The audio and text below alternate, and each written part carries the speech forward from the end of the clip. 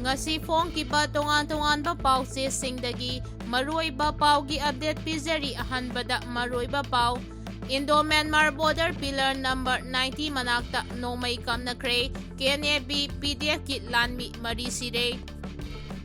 Mikok thiba lakpa miyuising boycott Twragani haina imagi mairagi president Thokzom Sujatana fongdorakre Nambolda AR ani hatkibaga mari lainana NIA SARS thangalakre accident miyoi ama sire ani na Sokle Terror conspiracy gi maralda NIA fakiba Ukraine gi miyoi taruk thadorangna Ukraine lengang na taksilakre US lenga ki Meitei dagi haudik fawba wafam amata kangthoktan leiri San State ki Lokaida MNDAA amasung TNLA gi lusingba singna unaduna wari sanakre haudik pau sandungna pizari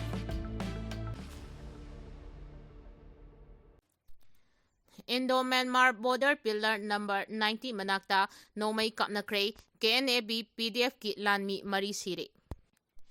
India amadi Myanmar gi ngamkhai paring border pillar number 90 mayagi Kabo Valley region gi manung chanba namli amadi Menda village ki mafam amada ngarang ayu anganba pung manga makhairom taba aduwaida akanma mongda Nongmei Kapnakre Press na phangba pawgi likhun amagi matung ina Nongmei Kapnabagi thaudok adu Myanmar da laiba Meitei gi lal holup singka KNAB amadi People Defense Force PDF ki apunba lanmi stingga khut thokna kiba oiramba yai thaudok aduda KNAB amadi PDF ki lanmi mari hat kibaga loinana makhoina pairakpa khusugolai sing lokhatpa ngamkhre hairi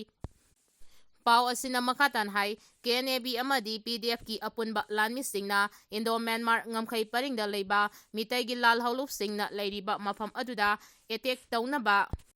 Changchilakpada Meitei gi yauloi singna handuna Nongmei Kappada nakalani ki marakta akan mamongda Nongmei Kapnakhibani KNAB amadi PDF ki lanmi mari hatkibagi pau leirabasu Meitei gi yauloi singi marakta asopan yaukibra haibagi paudi haudik faubagi oina phangba nga leitri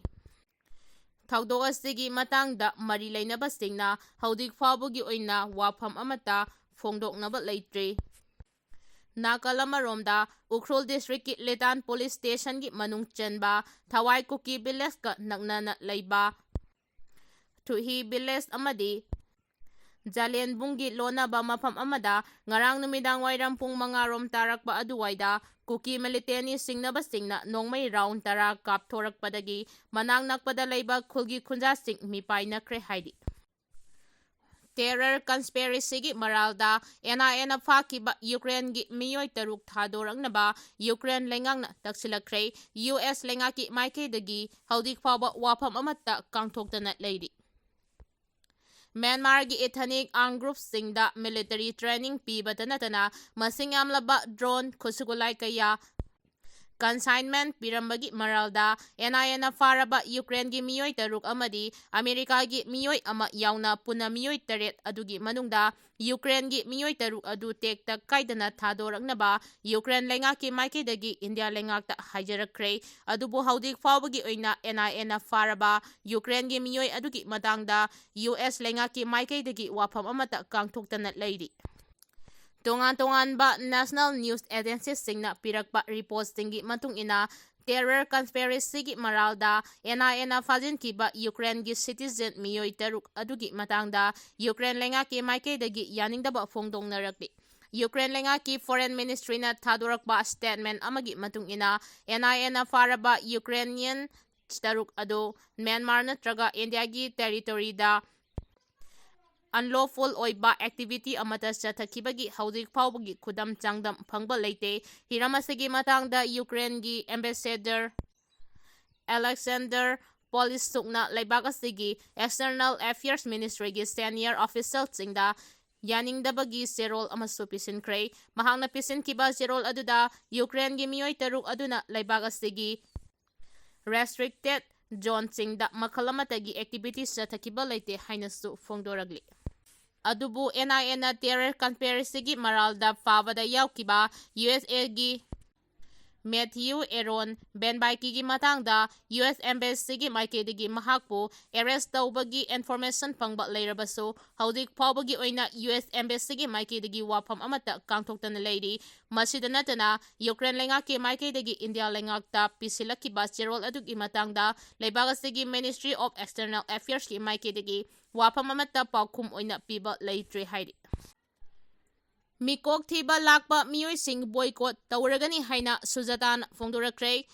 Paliba lengak asina numit 8 nigi manungda lamdam asida leiriba mito miyansa singbu khandoknaba pangthokadawriba census asi lamdam asigi oina matam khara yaithoklagani haibagi warep lawdrabadi lamdam asida leiriba miyamna isai-isagi yumda mikok thiba lagliba miyoi adu boycott tawragani haina imagi mairagi president Thoksom Sujatana Phongdorakkhre wafam asi ngarang Manipur Press Club ta pangthokiba Paugi mifam amada mahakna phongdokibane Sujatana makhatana hai laibak nungsiba leader politician amata ruling amadi opposition da leiramdre sapmanaba miyamda koilas khara tharaga mitrang tawba leader ngakta oiramle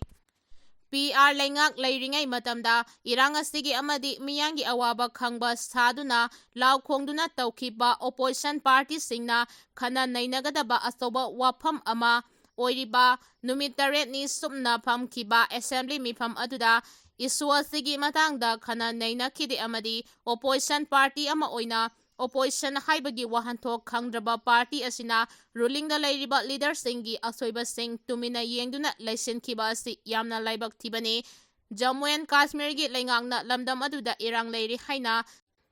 census yaithoknabagi warep phongna lawba ngamlaga lamdam asigi lusingba singna karigi warep lawba ngamdribano mamangi lengaki matamda chief minister Yumnam Khemchandna sengmai lanba ngamdaba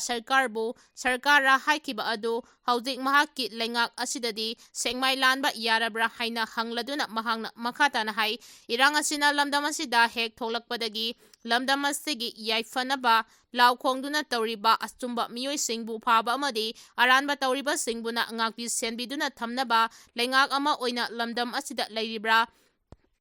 lamdam asida leiriba isusing asi mito miyangsa kayana sugiming sizinaduna isusing asi thogali haiba lengak amadi miyamna khangnariba wafamne PR gi matamda extend tawkiba su amadi XCM ibobigi lengaki matamda sugi mayokta ngangkiba sing amasung paliba lengak asina su sangdokpa yaroi haina chap chaba warep lawba ngamdriba karigino lamdam asida sugi mingda tawningbata tawduna leiriba lamhen tuhenba kaya ama lengakna yokhatpa amadi lengak asina su rule of law amata sijinadana tawningbata tawduna leiriba asina lamdam asida law amata ningthina sijinadre haibagi asoba khudam ama oiribani numit 8 ni phangkiba assembly mifam aduda lawkidaba warepsing adu atubada anauba lengakna cabinet meeting famlaga numit 8 ni manungda India lengaki mafamda lamdam asida leiriba isusing asidna maram oiraga census asi lamdam asigi oina matam khara yaithoklagani haibagi warep lawgadabani warepsing asi lawdana miyangi mayokta census pangthoknaba lengangna mikok thinaba mihut thadorakpasingbu lamdam asida leiriba miyamna masa masagi mayumda boycott tawragani haiki accidenta ama Sire ani Sokle ngarang numidang pung 3:30 rom tabada Imphal More lambi paringda Thoubal police station yi manung chenba Wangjing lamding Kanglai Kaithal mapada Tata amaga Honda Activa amaga thomjin nabada Honda Activa da tonglakpa miyoi ama laikanaba ngamdana thaudok thokpamda laikidre police ki pangna hai laikhidraba miyoi adugi maming MD Sahir Khan apokpa MD Nazir Khan kawi Kaksing district ki Sora Tongthabi laikaidagini aduga sokpadagi laikanariba miyoi ani aduna MD Jomram apokpa laikhidraba Ziauddin kawi mahangna Sora mayai laikaidagini aduga atopa amaduna MD Farid apokpa laikhidraba Anamuddin kawi Sora mamang laikaidagini hairi Polisna asiba haksang adu lakhatlaga postmortem examination Daunaba Jennings-ki Miral Changda thamkhre asokpa ani aduna Thoubal District Hospital da laikanari hairi Nambolda AR ani hatkibaga mari leinana NIA charge sheet thangalakkhre ꯍꯧꯈꯤꯕ ꯆꯍꯤ 2015ꯒꯤ September 18ꯗ Bishnupur ꯗꯤꯁꯇ꯭ꯔꯤꯛꯀꯤ ꯅꯝꯕꯣꯜ police ꯁ꯭ꯇꯦꯁꯟꯅ ꯀꯣꯟꯕ ꯅꯝꯕꯣꯜ ꯁꯥꯕꯜ ꯂꯩꯀꯥꯏꯗ 38 ꯁꯨꯕ Assam ꯔꯥꯏꯐꯜꯁꯀꯤ personal ꯆꯤꯡꯗ ꯑꯦꯝꯕ꯭ꯌꯨꯁ ꯆꯠꯊꯗꯨꯅ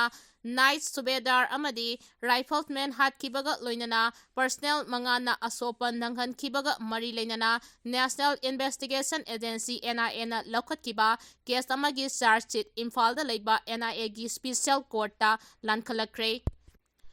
NIA-ꯅ ꯊꯥꯗꯣꯔꯛꯄ ꯆꯦꯔꯣꯜ ꯑꯃꯗ ambush ꯑꯗꯨ ꯄꯤꯄꯜꯁ ꯂꯤꯕꯔꯦꯁꯟ ꯑꯥꯔꯃꯤ (PLA)ꯅ ꯆꯠꯊꯈꯤꯕꯅꯤ ꯍꯥꯏꯔꯗꯨꯅ ꯊꯣꯉꯥꯝ ꯁꯗꯥꯅꯟꯗ ꯑꯦꯂꯥꯏꯁ ꯉꯥꯁꯇꯦꯛ ꯑꯦꯂꯥꯏꯁ ꯄꯨꯔꯛꯄ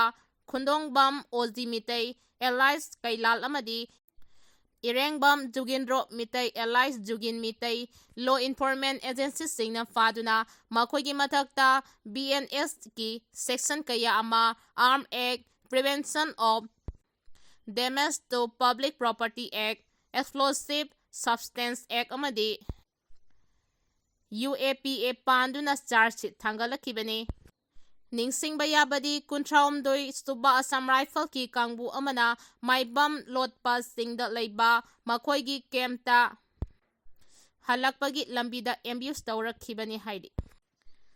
ꯁꯥꯟ ꯁ꯭ꯇꯦꯠꯀꯤ ꯂꯣꯀꯥꯏꯗ MNDAA ꯑꯃꯁꯨꯡ TNLA-ꯒꯤ ꯂꯨꯆꯤꯡꯕꯁꯤꯡꯅ ꯎꯅꯗꯨꯅ ꯋꯥꯔꯤ ꯁꯥꯅꯈ꯭ꯔꯦ꯫ ꯃꯃꯥꯡꯗ ꯃꯤꯆꯪ ꯑꯣꯏꯔꯝꯕ ꯃ꯭ꯌꯥꯟꯃꯥꯔꯒꯤ ꯏꯊꯅꯤꯛ ꯏꯟꯁꯔꯖꯦꯟꯁꯤꯡ resistance force, Myanmar national democratic alliance army (MNDAA) ꯑꯃꯁꯨꯡ ꯇꯥꯡ ꯅꯦꯁꯅꯦꯜ ꯂꯤꯕꯔꯦꯁꯟ ꯑꯥꯔꯃꯤ (TNLA)ꯒꯤ ꯃꯔꯛꯇ ꯆꯌꯦꯠꯅꯕ ꯀꯌꯥ ꯂꯥꯛꯈ꯭ꯔꯕ ꯃꯇꯨꯡ ꯏꯅꯧ ꯅꯧꯅ ꯉꯔꯥꯡ ꯁꯥꯟ ꯁ꯭ꯇꯦꯠꯇ ꯂꯩꯕ ꯂꯨꯀꯥꯏꯗ ꯂꯨꯞ ꯑꯅꯤ ꯑꯁꯤꯒꯤ ꯂꯨꯆꯤꯡꯕꯁꯤꯡꯅ ꯎꯅꯗꯨꯅ ꯋꯥꯔꯤ ꯁꯥꯅꯈ꯭ꯔꯦ꯫ ꯉꯔꯥꯡ ꯑꯌꯨꯛ ꯎꯅꯈꯤꯕ ꯑꯗꯨꯗ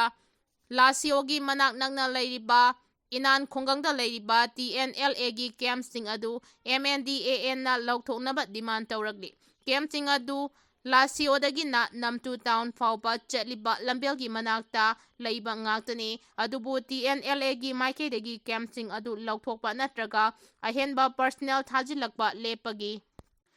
ꯊꯕꯛꯀꯤ ꯑꯣꯟꯅ ꯇꯩꯅꯕꯗ ꯑꯍꯦꯟꯕ ꯂꯥꯟꯃꯤꯁꯤꯡ ꯊꯥꯖꯤꯜꯂꯛꯂꯤ꯫ ꯍꯟꯗꯛꯇ ꯂꯥꯁꯤꯑꯣꯗ MNDAA ꯑꯃꯁꯨꯡ ꯖꯨꯟꯇꯥꯒ ꯎꯅꯗꯨꯅ ꯋꯥꯔꯤ ꯁꯥꯅꯈꯤꯕ ꯑꯗꯨꯒꯤ ꯃꯇꯨꯡꯗ ꯂꯥꯛꯄꯅꯤ꯫ TNLA-ꯒꯤ ꯋꯥꯉꯥꯡꯂꯣꯏ ꯂꯨꯋꯦ ꯌꯦꯎꯅ ꯄꯥꯎꯒꯤ ꯑꯦꯖꯦꯟꯁꯤ ꯑꯃꯗ ꯐꯣꯡꯗꯣꯛꯂꯗꯨꯅ ꯂꯨꯞ ꯑꯁꯤꯒꯤ ꯂꯨꯆꯤꯡꯕꯁꯤꯡ ꯂꯨꯀꯥꯏꯗ ꯂꯩꯔꯤꯕ MNDAA-ꯒꯤ ꯂꯥꯟꯕꯟꯗ ꯆꯠꯇꯨꯅ ꯃ꯭ꯌꯥꯟꯃꯥꯔꯒꯤ ꯑꯣꯏꯅ ꯈ꯭ꯋꯥꯏꯗꯒꯤ ꯃꯄꯥꯡꯒꯜ ꯂꯩꯕ ꯂꯨꯞ ꯑꯅꯤꯒꯤ ꯃꯔꯛꯇ ꯋꯥꯔꯤ ꯁꯥꯅꯈꯤꯕꯅꯤ ꯍꯥꯏꯔꯤ꯫